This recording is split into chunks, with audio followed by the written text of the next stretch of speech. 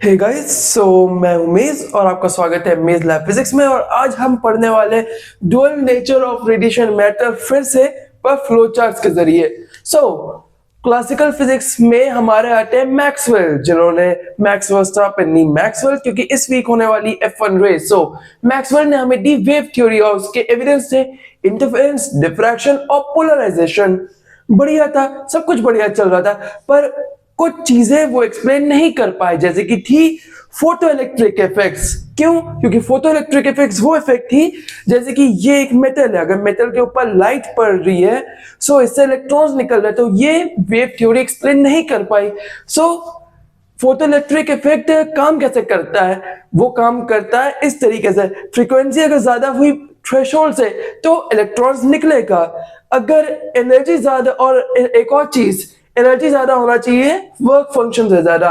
By the way, ये चीज पहुंचते पहुंचते हमारे बीच में है हर्ट्ज भाई साहब भी। हर्ट्ज वो इंसान है जिन्होंने बताया था कि ये ऐसी चीजें होती हैं, पर जे थॉमसन थे जिन्होंने पहली बार उसको प्रूव किया था एक्सपेरिमेंट से। कैथोड रे ट्यूब एक्सपेरिमेंट था वो। ये बात है। पर अब मेन बात पे आते हैं। मेन बात ये है कि इंटेंसिटी अगर ज्यादा हुई तो इलेक्ट्रॉन्स भी ज्यादा निकलेंगे। मतलब इंटेंसिटी और इलेक्ट्रॉन्स दोनों एक दूसरे पे बेस है। मतलब जितने ज्यादा फोटॉन्स गिरेंगे, जितने ज्यादा उस पे चीजें मतलब फोटॉन्स के पार्टिकल्स गिरेंगे, उतने ही निकलेंगे। मतलब 1:1 है, तो जितना इंटेंसिटी उतनी ज्यादा। बट काइनेटिक एनर्जी इसमें चेंज नहीं होगी। सिंपल बात। अब ये को समझो, फ्रीक्वेंसी अगर ज्यादा होगी तो काइनेटिक एनर्जी ज्यादा होगी, अगर काइनेटिक एनर्जी ज्यादा होगी तो स्टॉपिंग पोटेंशियल भी ज्यादा होगा। मैं ऐसे एक सेकंड में इधर हो जाता हूं। फ्रीक्वेंसी ज्यादा हुई तो काइनेटिक एनर्जी ज्यादा हुई, काइनेटिक एनर्जी ज्यादा हुई तो स्टॉपिंग पोटेंशियल ज्यादा हुआ। बढ़िया बात है। पर फ्रीक्वेंसी अगर थ्रेशोल्ड से कम हुई या थ्रेशोल्ड ज्यादा हुआ तो कोई इलेक्ट्रॉन नहीं गिरेगा। बाय द वे मेरे गाइस बाल थोड़ा अजीब है, तो मैं हेयर कट बाद में ले लूंगा। और ऑल्सो प्लीज मेरे चैनल को सब्सक्राइब करना, क्योंकि तुम लोग मेरी वीडियो देख रहे हो, पिछली वीडियो 40 लोगों ने देखी है। और हाँ, सब्सक्राइब नहीं करते, जाओ सब्सक्राइब करो, अभी अभी नीचे सब्सक्राइब बटन है उसको दबाओ। और हाँ, चैनल को अपने फ्रेंड्स को शेयर भी करना। अब फ्रीक्वेंसी अगर ज्यादा हुई तो इलेक्ट्रॉन्स नहीं मतलब फ्रीक्वेंसी अगर कम हुई थ्रेशोल्ड से तो कोई इलेक्ट्रॉन नहीं निकलेगा। मतलब कोई भी नहीं। इवन इफ तुम उस पे एकदम भर के लगा दो, बोम्बार्ड कर दो इंटेंसिटी की।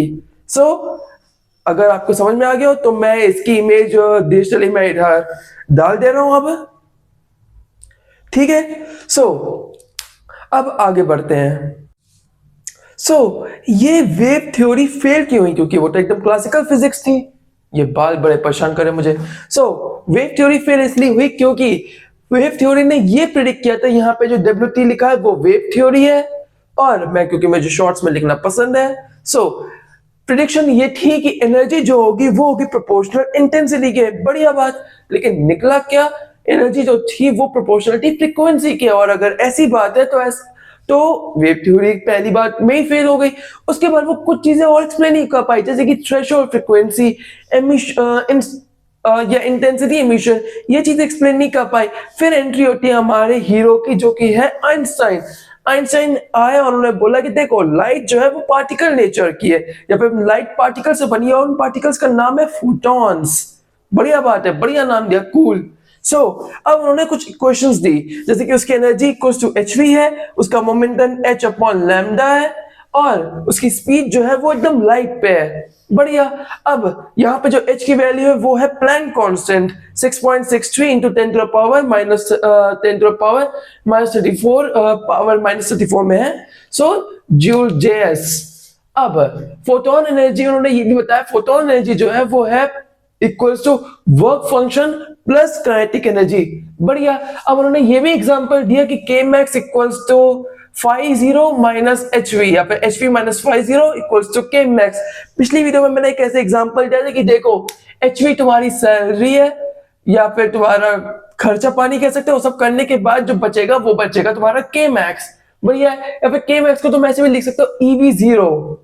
सही है। अब हम आगे बढ़ेंगे और आगे के और इक्वेशंस देखेंगे और समझेंगे कि इसके आगे क्या है। इसकी मैं इमेज को अभी अपलोड कर दे रहा हूं इधर, तो उसको पॉज करके स्क्रीनशॉट ले सकते हो या फिर समझ सकते हो। अब आगे बढ़ते हैं चैप्टर के साथ। अब इसको ऐसे समझो कि अब चैप्टर के अंदर मेन आता है कि जो इलेक्ट्रॉन निकलते हैं उसके 3 मेथड्स हैं। पहला है हीट।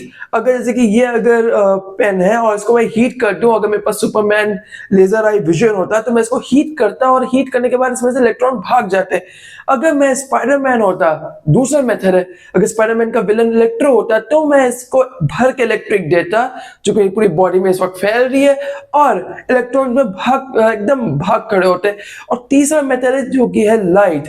अगर मैं इसको सामने रख दूं, जो मेरे ये एलईडी लाइट जो दिख रही है इसके सामने रख दूं, और अगर इसकी फ्रीक्वेंसी इसके थ्रेशोल्ड से ज्यादा होगी तो इलेक्ट्रॉन निकल जाएंगे। सिंपल सी बात है। तो अब आते हैं हमारे डी ब्रॉगली 1924 में। तो इनकी जो इन्होंने एक अपने पीएचडी के लिए थीसिस लिखी थी और इसी से उनको अवार्ड भी मिला जो कि है नोबेल प्राइज। इन्होंने बोला क्या कि उन्होंने बोला कि देखो, अगर लाइट वेव है और पार्टिकल है तो ये भी तो हो सकता है कि मैटर पार्टिकल और वेव भी हो। तो उन्होंने ऐसे प्रूव किया lambda equals to H upon P. अब यहाँ पे p की वैल्यू उन्होंने रखी mv, तो लैम्डा हो गई h अपॉन mv, जिसको हम कहते हैं डी ब्रॉगली वेवलेंथ।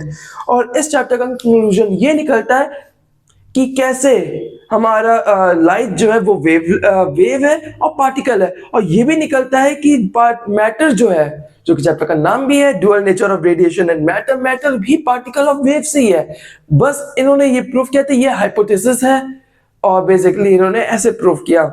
या गाइस, अब हम बढ़ते हैं चैप्टर के मेन टॉपिक के तरफ जो कि है न्यूमेरिकल सॉल्व करना। तो इस वीडियो का भी मेन टॉपिक न्यूमेरिकल सॉल्व करना ही है। और न्यूमेरिकल सॉल्व करने से मैंने कुछ बोर्ड के ऊपर कुछ फॉर्मूलेज में लिख दूंगा जिसको तुम पहले से पढ़ सकते हो, और जो मैंने अभी लिखा है वो अब स्क्रीन पे फ्लैश कर रहा हूं मैं। ये रहे कुछ फॉर्मूला।